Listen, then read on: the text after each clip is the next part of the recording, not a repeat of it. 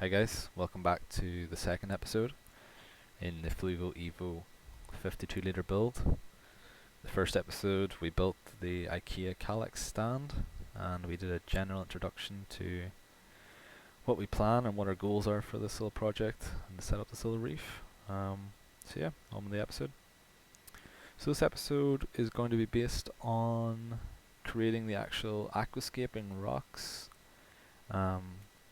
My thoughts behind this, putting the sand in and filling it up with salt water.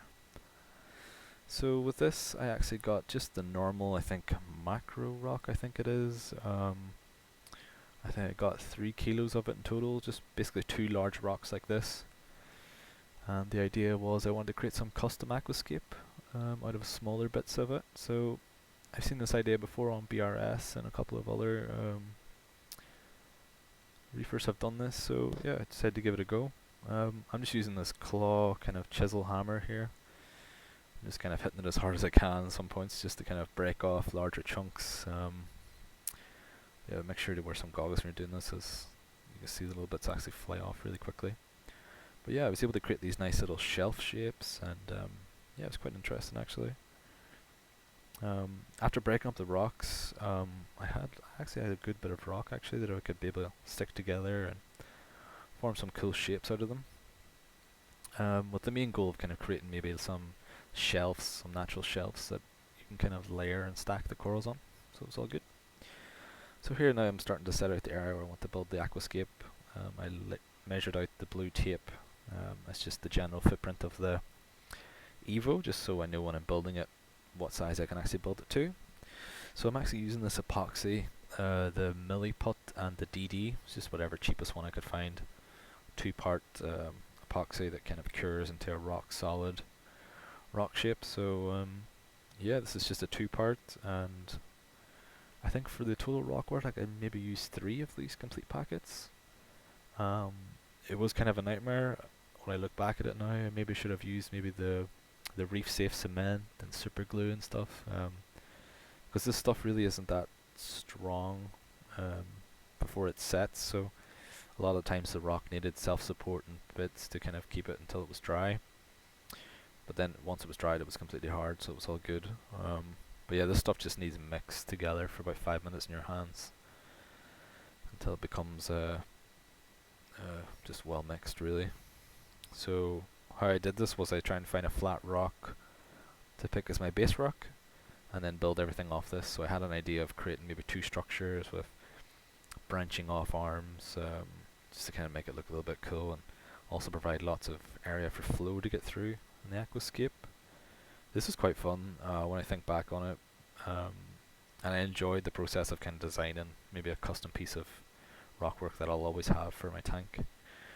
But for each bit of this I did use a good bit of epoxy to kind of seal it in, and just to make sure it was kind of well secured, as I didn't want this to kind of break apart when it's inside the little nano. So yeah, this is the final result. It kind of took me maybe about 2 weeks working on and off to get this sorted, but yeah, I'm pretty happy with how it turned out. It's pretty cool. So now for the sand, I actually used this cheap Aqua 1 5 kilogram bag of decorative gravel. It's called decorative gravel, but really it almost looks like a nice fine coral sand. I use this on my larger reef tank, and yeah, I think it looks pretty good. So it was kind of cheap in my LFS, so I decided to pick it up. I used about 3/4 of the bag to kind of give me about 1 inch of substrate. Not so much, but yeah, just a nice little covering. And then I used the remaining little fragments from the breaking up of the reef rock just to kind of blend it out and make it look a little bit more natural. And I was thinking about, it's also cool if I put some little frags on it or some zoas, and yeah, that kind of idea. So yeah, I'm pretty happy with how it looks. I think it looks pretty natural. There's loads of kind of high points and arches, and yeah, so I'm filling this up now with RODI water.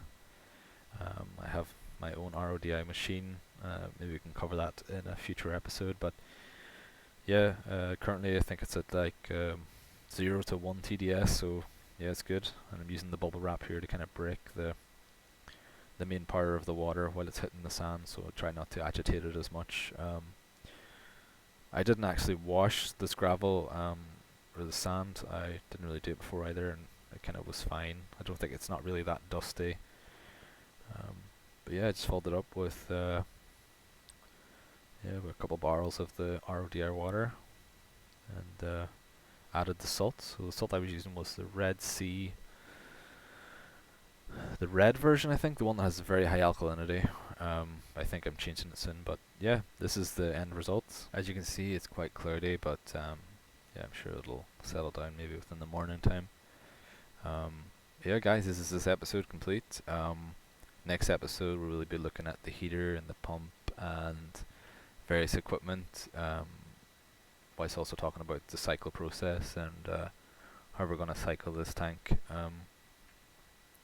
But yeah, guys, just like to thank you all for watching this, and if you have any questions about the process so far, or any kind of ideas or anything you want answered, just let us know, and we'll try our best. So thanks, guys, and we'll see you in the next episode.